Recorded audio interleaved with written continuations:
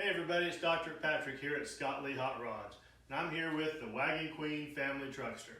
In today's video, I'm going to show you how to make these trim pieces that go around each of your wood grain panels. We have to make this stuff from scratch now because you can't go down to Ford and buy all these pieces like you could 40 years ago. So this video is going to walk you step by step on how we cast this plastic, put it together, paint it, and attach it to the car. So let's see how we do it. Okay, so this is a piece of trim off the original car. Back in the 80s, when they made this film, all we had to do was go down to the local Ford or Mercury dealer and order as much of this as we wanted because it was available to replace pieces that had been damaged on new cars. Nowadays, finding one of these cars is difficult enough, let alone the 6 or 7 cars worth of trim that you need to do this. So we have to make these pieces from scratch. So we're going to use this one piece to give us a mold of a long straight piece, and then we'll also, I've already done these, made molds for corner pieces. And it's really all we need. Everything else we can make from corners and straights. So first thing we have to do is make a mold. So I take a piece of the original trim. I have to kind of build a little box around it. So I'll put end plates on this and seal this down with some clay all the way around it so the silicone molding doesn't go underneath it. And then we use a 2-part silicone, such as this stuff from Polytech. It's a 1-to-1 mix, so you mix exact amounts of part A and part B together, pour them into your mold. And then the result will be, after about a day of sitting, it hardens up and you have a mold. Here we are 24 hours later, ready to pull our mold out. This is a silicone that we poured yesterday that's hardened up. It's kind of a rubbery feel. It's soft and pliant. So this just really slides right out. We take our original trim piece out, and now we have a mold, a reverse molding of the original trim piece. Now I'm laying it back down in here since this thing is really long and this stuff is very bendable. So if I don't have this laying nice and straight and held straight, when I pour the plastic into this, it'll come out all wavy. So we're using our mold box to keep this nice and straight and solid. So I want to make sure it's down in there good and solid and flat.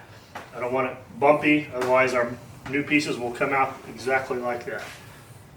There we go. Now we're ready to mix up some 2-part, again another Polytech product. This is liquid plastic. It's really neat stuff. You mix equal amounts of part A and part B, and then pour that into your mold. And it has a real quick chemical reaction. It takes about 10 minutes to turn from a liquid into a solid. After about 30 minutes, it's fully cured and you can pull it right out. Now, one of the things you have to do when you're making a mold is figure out how much you need to fill the mold. So what we did at the very beginning is we just take a known measurement of water, just using a paint mixing cup. So we say take like 16 ounces, and then we'll pour that in and fill that up, see how much is left, and that tells us how much we poured in there. So in this case, this particular mold takes 12 ounces of liquid to fill it completely. So we're going to mix that up now, and then we'll watch the chemical reaction, and then in 30 minutes we'll have a fully formed piece of plastic to pull out. Okay, here we go. We're going to mix up our liquid plastic. So I'm going to pour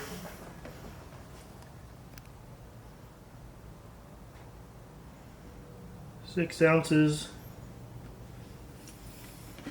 of part A, and then 6 ounces of part B. And you really got to get this stuff dead on. Too much or too little, I've done it enough times, I'm pretty good at it. Mix it up. It immediately starts a chemical reaction. So as you're mixing this, you start feeling it get hot. There's no flame or anything, but the chemical itself, I can feel it through the cup warming up. It doesn't get so hot that it burns your hands or anything, but you do start feeling it, letting you know that it is working. Make sure you really get it mixed up good together. You only have a couple of minutes to get this poured before it starts hardening. So nice and slowly, I'm going to fill this up, trying not to spill any of it. Get it evenly spread through here.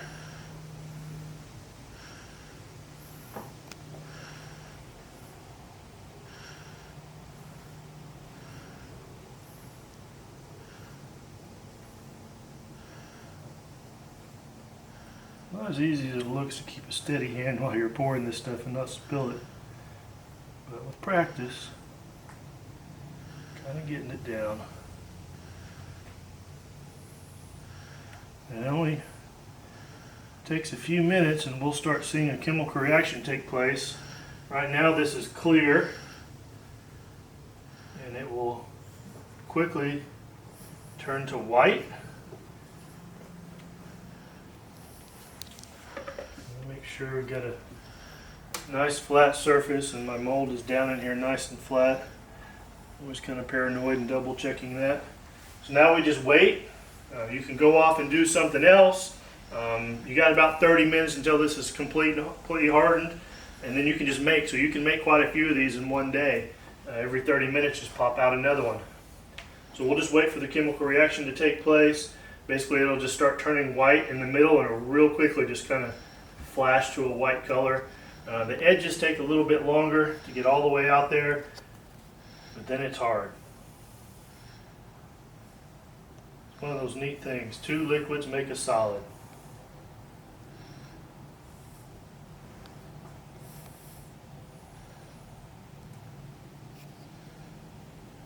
Here it goes, starting to turn white.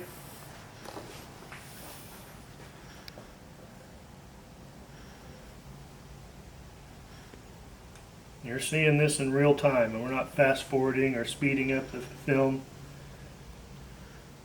This just happens.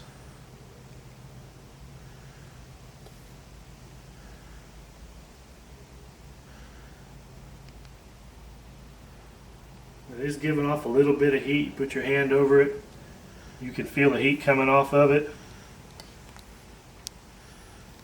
Of course, there are all kinds of warnings and labels on this stuff.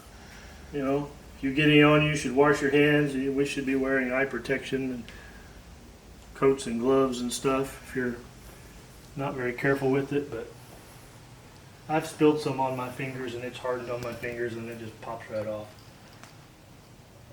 Here's some that's hardened on the wood before. Get a fingernail on it, maybe pop it off. And here's a part that was hardened on a cup before. It's real brittle plastic when it's small. But this will harden up here in about 30 minutes and we'll be ready to pop it out of its mold. Okay, so it's been about 30 minutes since we poured our plastic. These come out really easy. Just kind of get a hold of the edge of the mold and get a finger underneath it and it comes right out. And now we have basically an exact duplicate of our original. This was stainless steel originally. Now this piece is solid plastic. Now what's neat about this is it's super cheap. Two 1-gallon bottles of the liquid plastic. I can make about 15 of these pieces. So that stuff's about I think about $200, so about $100 per gallon, so $200 for the set. So not super cheap, but a whole lot cheaper than going out and having to buy a bunch of old cars and hopefully get the right amount of trim that you need. And I can make this over and over again. The neat thing with these molds is you can just reuse them over and over and over. This is the third family truckster that we've made. I have done a couple of different molds as I've refined it a couple of times, so this is actually the third mold.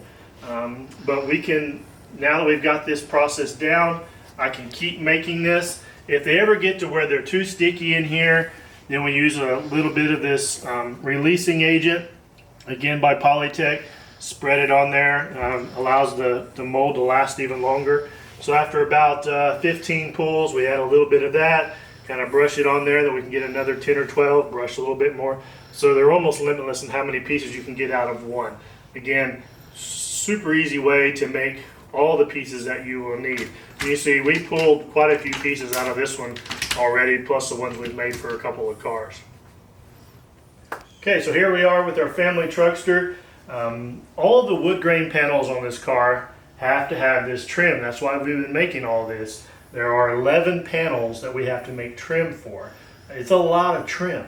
So we've got straights and we've got corners that we have cast.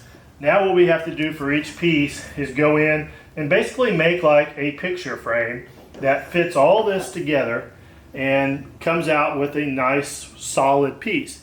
Now originally this would have been a whole bunch of individual pieces screwed onto the car, but we're trying to up the ante a little bit and make this a little bit nicer. So we're making solid like picture frames that are one piece that go on each panel. So here's one that's, this side's already been done.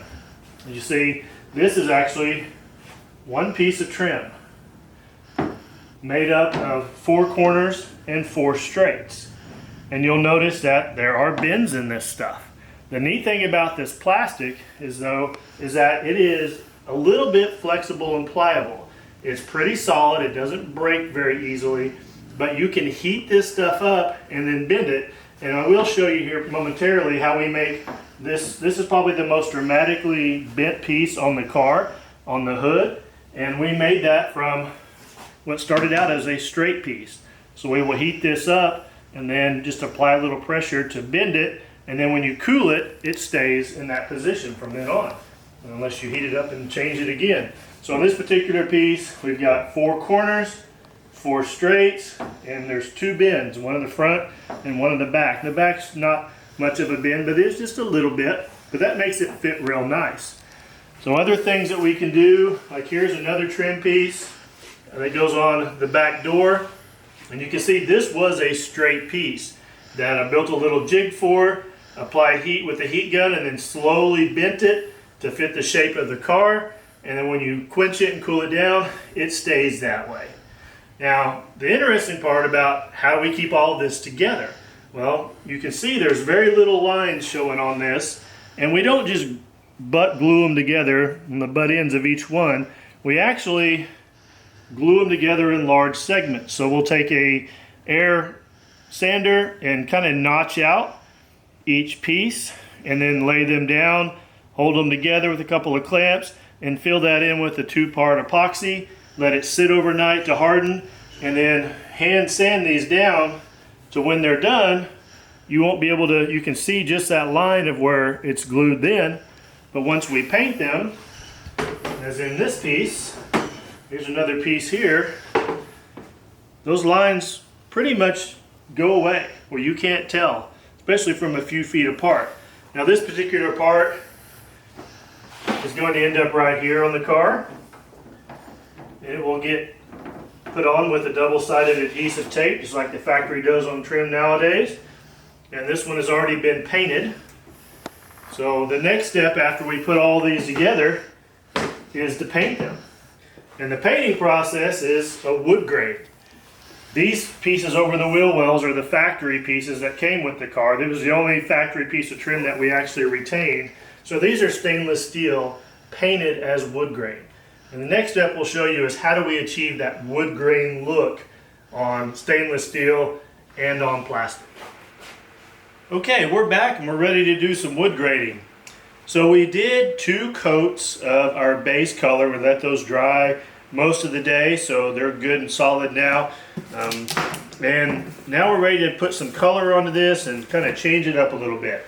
So we already had our base coat color, and now we're going to add another color that will give it that darker tint and provide the streaks that look like grains of wood. Now to do this, we were using a couple different things. Our basic chip brushes.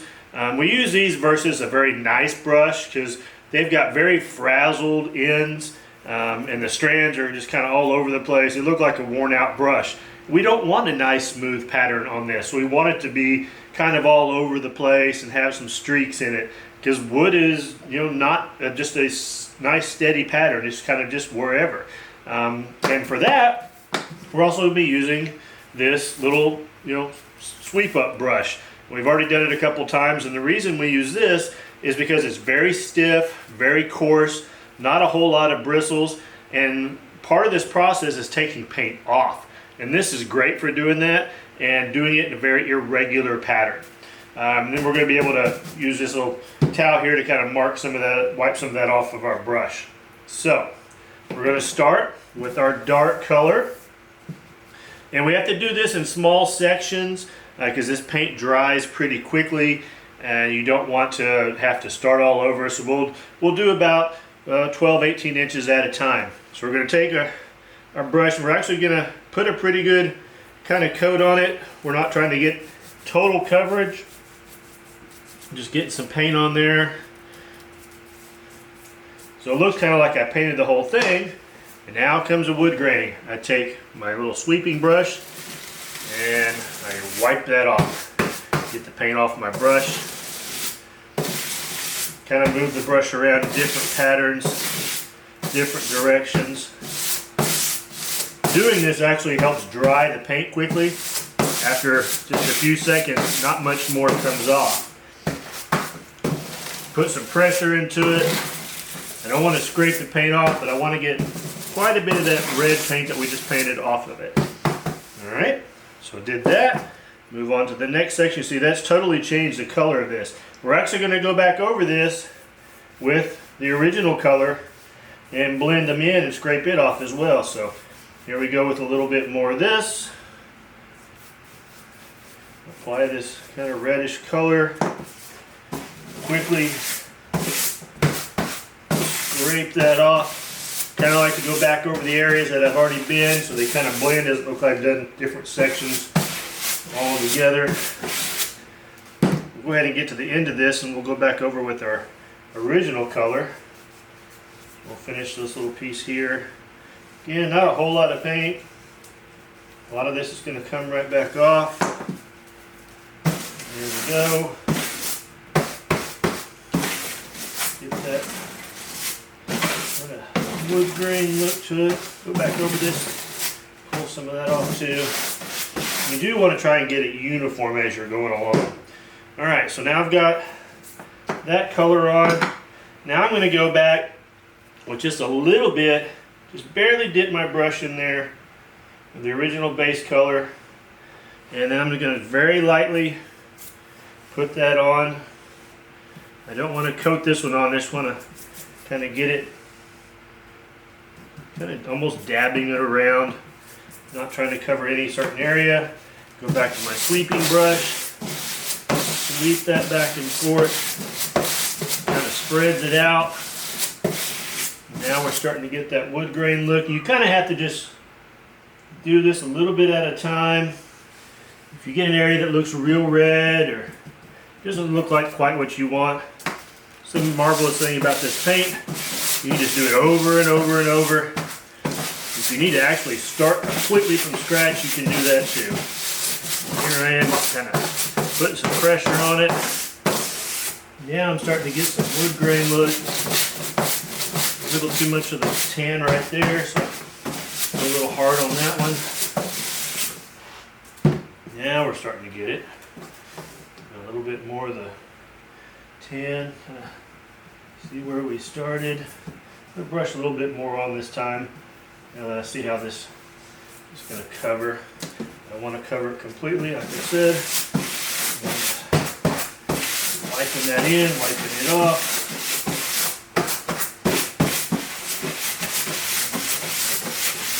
Probably the most important thing about this is your base color has to be really dry, or else you'll just scratch it right off. And I'm still going to do that. So I've got a little spot here. I actually scraped all the way through the base. It's no big deal because I've got the base color right here, and I can just reach in and touch up these areas a little bit. If I scrape too much paint off, I'll let those dry for a few minutes and then lightly brush them off. But what we're getting here is a very nice kind of wood grain pattern. And if I think, hey, maybe I got, like over here, maybe it's a little too much of the tan, then I can dip back into my red, go back on that again, add a little bit more of that color back on it. Those little spots that I went too far, I've kind of blended right back in. And you just kind of keep playing with it until you get the tone and the coverage that you're happy with. Again, we were going for this look of this This was the original vinyl we kind of wanted to use, and we're actually getting there. So we can kind of play with that, kind of zoom you in here a little bit, and you can definitely tell the color has changed. You get in here close, you can see the wood grain pattern starting to come through. I'll get this to focus here for you. There we go. You see, we don't have a solid color. It looks like wood. And it's very uneven. And that's just fine, because wood is not perfect. You get a good look at that. And if you see, look closely there, you can see when we put that second coat of the base on, we put it on kind of thick and drug our brush through it like I was saying earlier, and that gives it that little bit of texture, so it actually has a wood texture to it.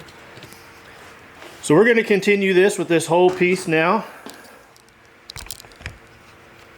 and take a look at the whole thing. We'll just keep doing this pattern all the way around. We've got 5 pieces to do this with, so it'll take a little time, and then when we're all done, we'll come back and show you the finished product. Okay, so here we go with the completed piece. All the wood graining is done on it. Front and back is ready to be coated. So we already coated the back in fiberglass. Now we're just going to put a couple of coats of fiberglass resin on the front. That'll seal this in, keep it from getting scratched or messed up in any way. And then when that's dry, we give it a light buffing with a green pad to kind of dull it up, take away the shine, because wood grain shouldn't have shine to it. That'll dull it out, and then we're ready to put it on the car. So again, here's a little close-up what this turned out to be. You can see we've got some nice wood grain pattern going on here.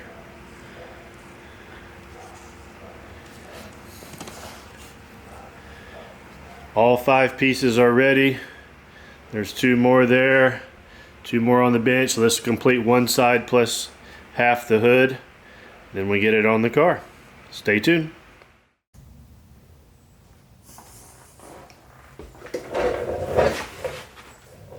Well, here we go. So the key to putting these on, like I said, once it touches the car, it will stick. So you got to make sure you line it up just right. So I'll use this reference point on this lock of where I'm going to be.